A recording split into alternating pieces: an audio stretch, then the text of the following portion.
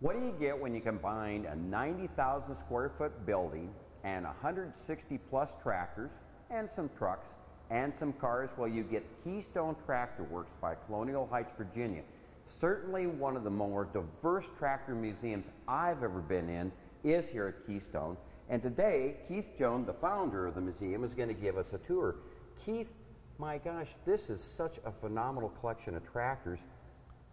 What were you thinking when you put it all together? Prior to opening the museum, we kept our tractors in a storage barn up in Richmond, and we broke them out once a year for a little get-together for some barbecue and to play with the tractors, enjoy them for a day. When we got over 100 tractors or so, that eventually we could find a place to put them and make it open to the public so everybody could enjoy them 365 days a year. Well, I'm itching to take my own tour, especially with the founder here, and I'm looking at these lesser-known classics. Can we take a look at those? Sure, be glad to. Keith, here we are in the lesser-known collection part of the museum, and I've got to ask about this. This has got to be a lesser-known piece of machinery. Where did this come from? Well, I realize it looks kind of out of place with all the tractors, but this is an orchard spread that belonged to my grandfather. You know, our museum curator actually rebuilt the motor and got it working. And best as we could tell, this was a paint scheme, even though it looks certain like a circus wagon. But we think this is the original colors. The blue here certainly blends in with the wide riot of color that you have here. Describe some of the tractors that you have in the lesser-known classic row. Well, we have 4 of the custom-built Chrysler-powered tractors, a Sears Economy that has a Model A motor in it. Of course, the Gibson behind me here. And that's a rare Gibson, too. Yes, indeed. We also have Hubers, 3 Silver Kings. Well, Keith, I love the lesser knowns. I'd also like to take a look at some of the more mainline tractors, some of these Oliver's cases that you have in minis. Can we go take a stroll over there? Sure. With all the tractors and all the trucks in the Keystone Museum, it takes a full-bodied shop to keep not only preserve them, but also to keep them in operating condition. And the neat thing about this museum is you can see the actual restoration take place through windows adjoining the collection.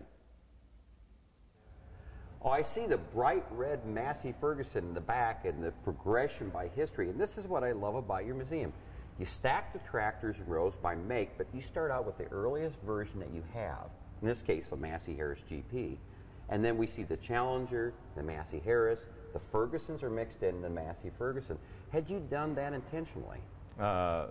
Yes, we tried to get the older tractors out at the end of the row so people could understand the progression of how the tractors got to where they were in the 60s.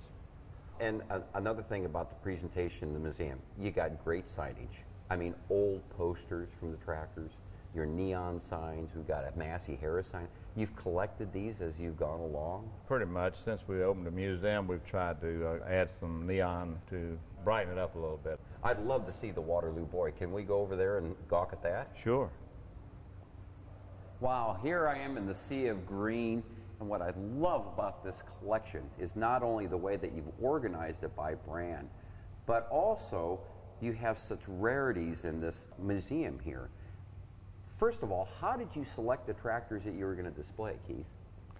Well, we do have all 28 of the 2-cylinder John Deeres. We have 18 or 20 LP John Deeres in our collection. The ones with the lower production number, such as the 620 standard LP, it's one of 37.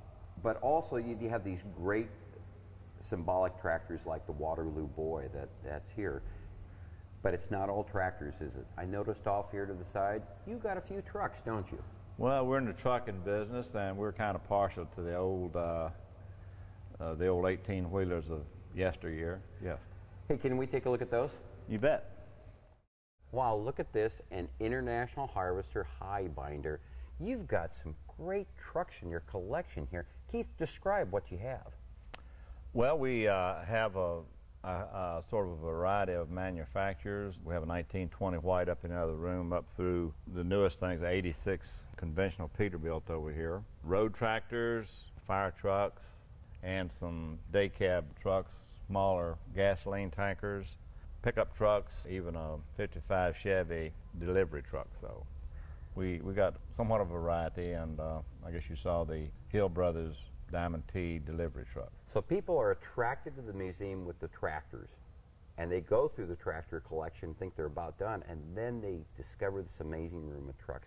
That's got to give them a little bit of pleasure, isn't it? Sure, I think so. You know, most of the people that come in here are a lot of truck drivers that have roots back to the farm and farm tractors and so forth, so they're pretty pleasantly surprised when they come over and see that we do have the tools they learn to make a living with. Well, I'd like to go back to the roots and where it all got started. Can we go see this family Deer M that you have? You bet, yeah, sure. It's not all tractors and trucks here at Keystone. You've got a great collection of like battery cell testers, oil cans.